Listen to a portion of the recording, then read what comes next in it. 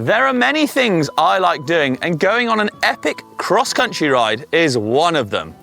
So today I thought I'd explore one of Wales's vast mountain ranges, the Brecon Beacons. But not content with just that, I'm going to see if I can cross it from south up to north. Normally I do this kind of ride on my cross-country bike. I have literally put hundreds of hours in on, but this time I'm going to mix it up. I'm doing it on a sub £1,000 complete AliExpress cross-country hardtail build. The big questions then, will I make it? And more importantly, will it make it as I try to cross those mountains?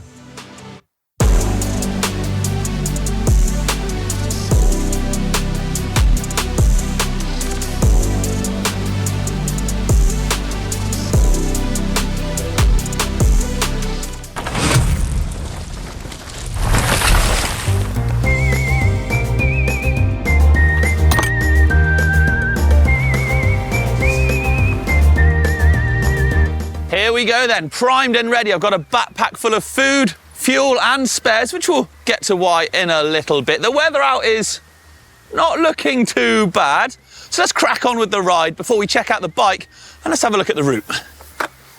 Today's route is a proper one. I'll be starting off at Abercath and heading north towards Payne before crossing the belly of the beast, where there is literally nothing.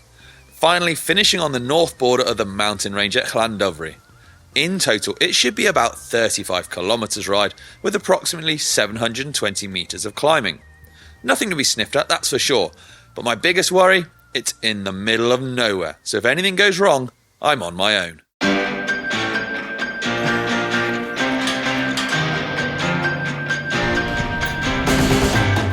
Here we go, first bit of downhill coming up. See how those cables are? I mean, oh God, it's rattling. Could be a very noisy day we have ahead of us, but Wales never fails. Here we go.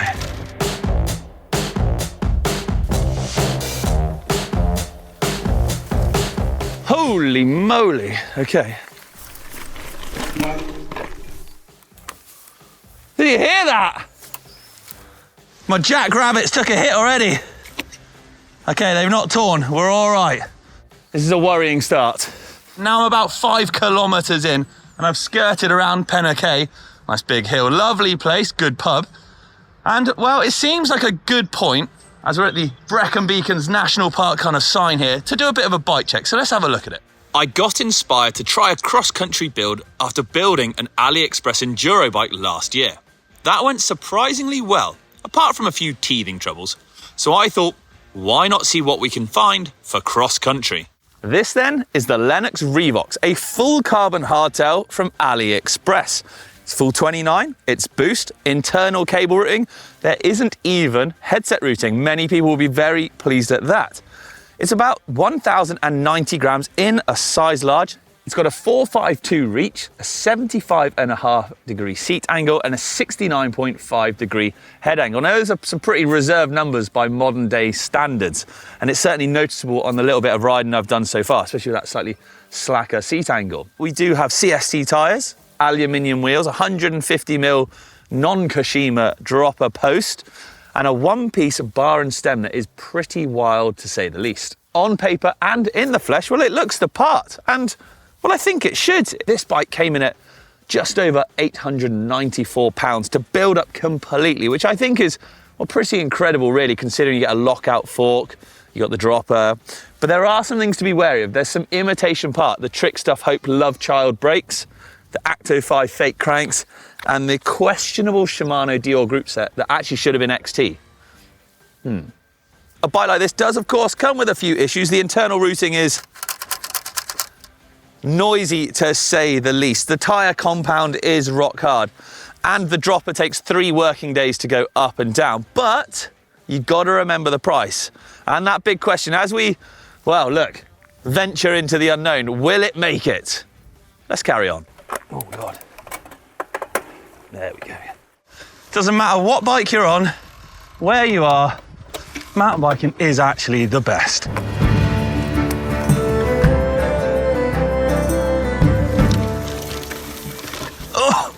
Oh, it's so bumpy.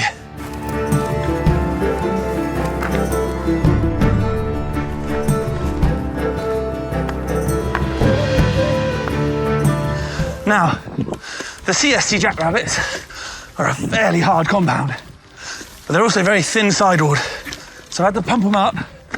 28 out back, 26 up front. Oh! Because of that though, well, it means things are very slippery and very bumpy. Cameraman Joe has just caught me up here.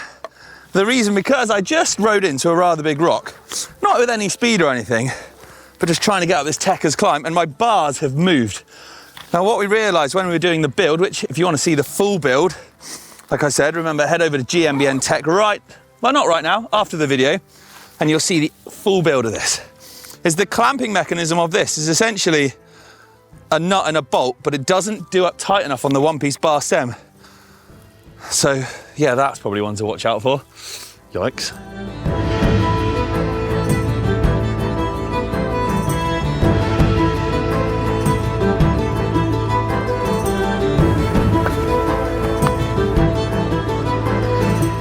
Now, if you watched the actual build video, you will know this bike actually comes in pretty light. 10.9 kilograms, which is blooming respectable. And times like right now, very thankful for that, as I'm able to film on one hand and carry it in the other, as we've been led on this, you know, I say led, I planned the route, this very rocky, janky trail. Meanwhile, back there, poor old cameraman Joe is having a haul around his e-bike. Ouch. This is amazing. Now this is proper mountain biking. And so far, this is a fairly proper mountain bike. We're still quite near the beginning, you see, and we've got to go up through there. I now test even the best of bikes, so, you know, if it gets through it and I get to the end of this ride, that's nothing to be sniffed at, you know. That's a solid achievement if we have no mechanicals or proper issues. And hey, we're out on the bike, so what could be wrong? It's a good day, right?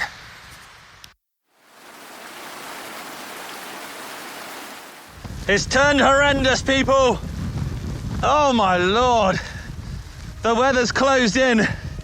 This wasn't forecast, but it's peeing it down. But you know, that's the jeopardy of making it across. This would make it hard to cross at the best of times.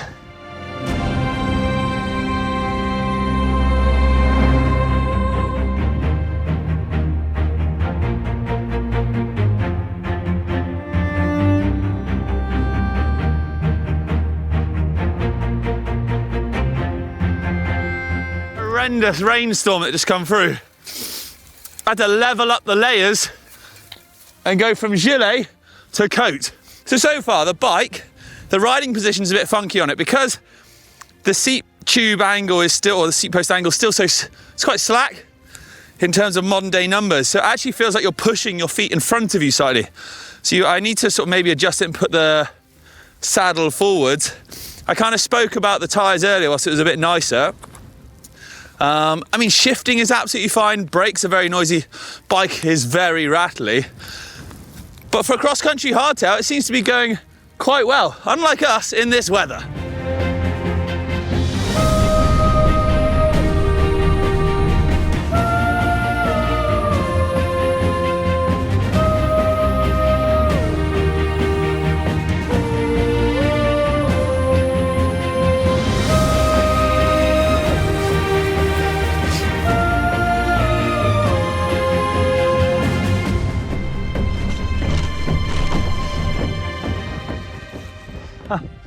Unbelievable. Mountain biking actually is amazing. I flipping love it. You go places, you don't see anyone, and look at where we are. Just nothing but nature and animals. It's incredible.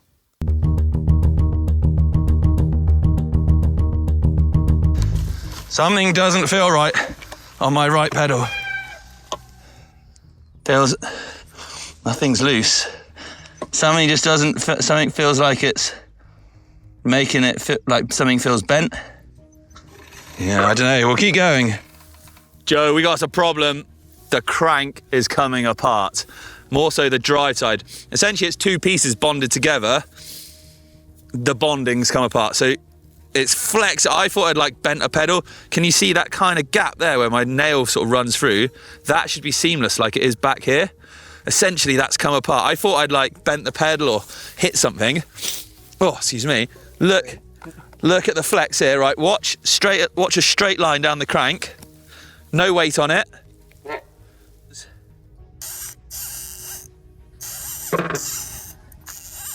Oh my God, I thought something didn't feel right.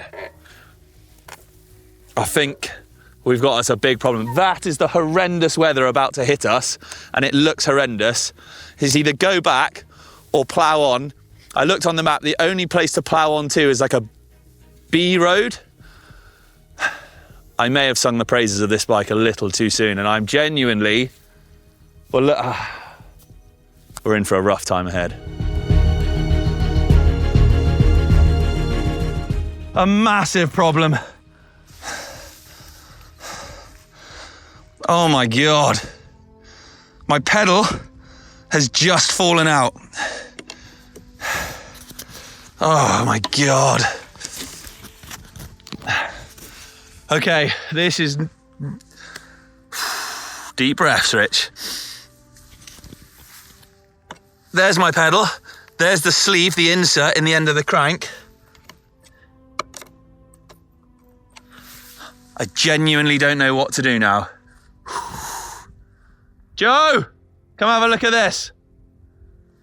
Let's get a reaction from cameraman Joe. Oh, oh no. Oh no. Oh no. Oh no. It's not going together.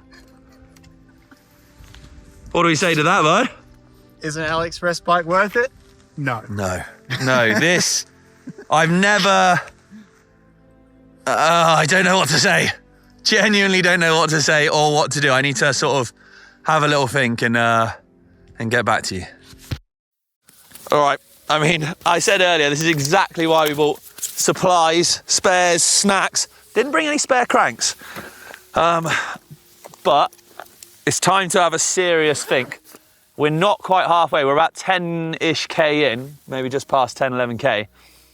It's further to carry on than it is to go back. And we know where we need to go backwards, as it were. So I think we're going to have to turn around.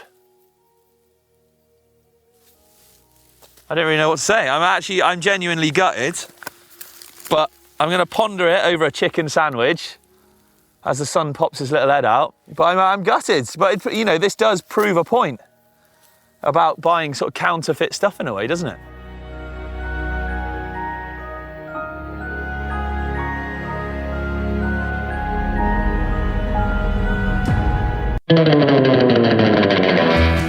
Oh, never have I had to do more of a depressing scoot than this. This sucks. This isn't how I envisaged riding across a mountain range. I'm having to tow Rich home. I got the A-bike and he's got a broken crank. Needs must on days like today, unfortunately, but let's head back and let's catch up there. I've made it back. So where did it all go wrong? That's where. That pedal shearing away from the crank with part of the crank still attached. I'd only made it 10 kilometers, or I think it was maybe 11 kilometers into our 35K challenge. So it's not a million miles, excuse the expression, but unfortunately it gave up the ghost way quicker than I thought. And actually a lot of that was hiker bike and there was a lot of pushing. So it was probably only 6 kilometers of riding before something gave way. That's not to say there were some early signs of the bike maybe out of its comfort zone. We had sort of that almighty ping of the tyre going off where it clipped a rock, and that happens, you know, I get it. We also had the point where the bars twisted because it's very hard to do them up tight enough and safely enough where they clamp the steerer tube. But, you know, these are small things that can be overlooked. Apart from that, the ride was going pretty good. We were having a good time. I was exploring Wales. This, however, is a far more serious, concerning and catastrophic problem. If this were to happen a few more miles on, I would properly be in the middle of nowhere and I'd have a very difficult decision of what I would have had to make, whether I plough on or turn around. You know, there's also a safety aspect to this, right? Like if that was sort of under load at the time, you know, it slowly went. But if you were hammering down something considerably harder than that and that suddenly went, then there could have been a pretty serious crash because of this. Now, I think there's a few reasons this happened. I think firstly, they're copies, right? There's no kind of, from what I could gather on the website, kind of quality control and check. There's also going to be inconsistencies in manufacturing. So coming back down, I sort of scooted on one pedal with my whole weight a lot of the way and there was no issues on the bike. But the other side, there was issues. So the agents or like the glue they use for bonding, maybe it wasn't applied liberally enough, maybe it wasn't applied in the correct way, or the actual quality of the bonding agent itself maybe just isn't very good. These are all things that when you're buying from places like this are often overlooked, whereas if you were to buy, you'd hope the original thing or something else very similar that is bonded together, their quality control, their manufacturing processes would be a lot more stringent, strict, and monitored the entire way through. It is, of course, worth noting that when I built this bike, I chose every single part of this build. You know, I chose the frame, I chose the Balani shined, I chose the ropey looking saddle and the knockoff brakes and the knockoff cranks. There were other options, but I thought, hey, they look badass and hopefully they will be badass. And that came to bite me on the butt. That obviously now leaves me at a sticky situation, right? Because what do I do with regards to warranty? There isn't really one. I can't send one back. I could send them pictures and you can clearly see many defaults going on here on the crank and right here on the pedal where there's part of the crank. Is it worth chasing it up for something that was 90 quid? Probably not, because let's face it, I'm not going to put my trust in running that crank again. I don't really want to. To ride this bike again, I'm going to want to find something different. And that brings me onto the bike nicely. It's a real shame that today we didn't get as far as good, because I felt like I didn't get to ride the bike or put it through its paces as much as it deserved. You know, I didn't really get a chance to see how the Balani shined forks operate, or the power of the Z race brakes, or that one-piece bar and stem. So that definitely sort of puts the statement out of there that I'm gonna have to do another epic ride, maybe revisit this one. But why don't you let me know in the comments down below, what should we do with the ultimate AliExpress XC bike here? Would you consider buying AliExpress parts now having seen this? I'm questioning it myself. Let me know in the comments down below. It's been a pleasure. I've still had a fun day. Any day on the bike is a good day. But thank you very much for watching. And until next time, I'll see you later.